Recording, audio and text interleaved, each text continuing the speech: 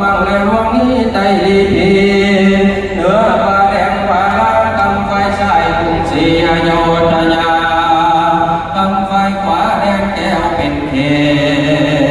ตอันอยู่ในท้องเทพเกณานาคากับดังเทพพยุนาเจ้าทั้งหลา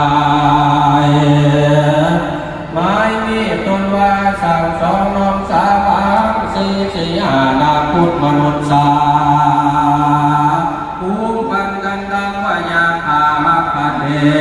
พยุนาเจ้าทั้งหลายทั้งมวลอยู่เขาหลวงเปิดโลกธาจากตะวันจงเสด็จลงมาทรงหน้าพระพุทธพระธรรมพระสงฆ์ขอจงคงประสิทธิภาพพอใจ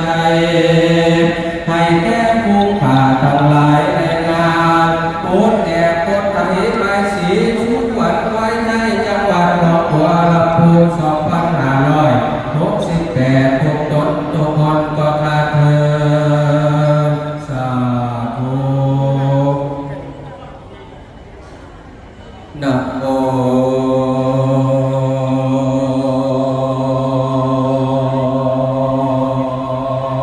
ตัสสะภะคะวะโต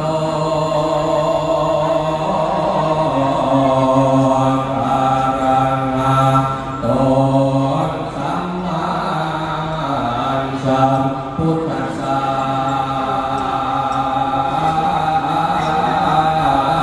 นะโมตัสสะภะคะวะโตอะระหะโตสัมมาสัมพุทธัสสะ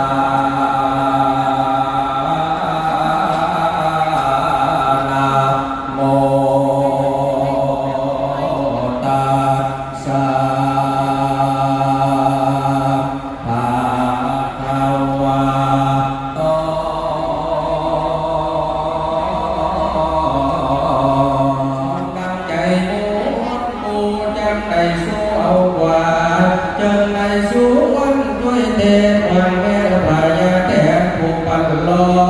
ผู้เอาก่อไทยนาจังเอาว่ายังมาอยู่สาตัวองค์อาตัวสามารถมีพลังเอามายังยี่หามาอยู่หน้าว่าเขาแก้วไปสู่เรือว่าคำพูดเรามาหงเกินต่อตอนต้องมันใจหน้าดำเรียนว่าตัววิวาใจหน้าเป็นพยาลิเดอยู่ในสิทธิวาจาสิทธิมโนสิทธิสัพสิทธิพระมรกุติภวติสัพพมรกายพระพุทธเทวตาสัพพพุทธานุภาเวนะสัพพธรรมานุภาเวนะสัพพสังฆานุภาเวนะสัพพเทวานุภาเวนะสตาสวัสดีพระวันตุเตสาธุเชิญต่อข้ามสู่แขนด้วยเพื่อนที่แขนที่เชิญท่านรักษาราชการท่านที่หยิบฝ้ายนะครับแล้วก็ที่คอวันนี้มีงานมงคลสมรสจดทะเบียนสมรสฝ่ายเจ้าวันเทิงนะครับกับน้องดวงดาวนะครับวันนี้มาบริการแต่งานว่านั้นก็ได้นะครับเลยนะครับญาติฝ่ายเจ้าสาวอยู่ข้างไหน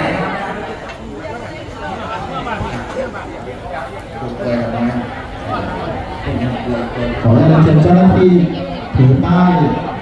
นะครับสินสอดอยู่ที่ไหนครับป้ายสินสอดนะครับเจ้าหน้าที่รับผิดชอบนะครับแก้วดาวนี้นะครับแต่ถ้าสามารถไม่เลี้ยงเราพร้อมเสียแล้วครับต้องการค่าสินสอดนะครับเจ้าสาวคนแก่เจ้าสาวคนจ่ายครับโอเคครับผมเป็นการเสร็จสิ้นครับเจ้าหน้าที่เจ้าหน้าที่เตรียมที่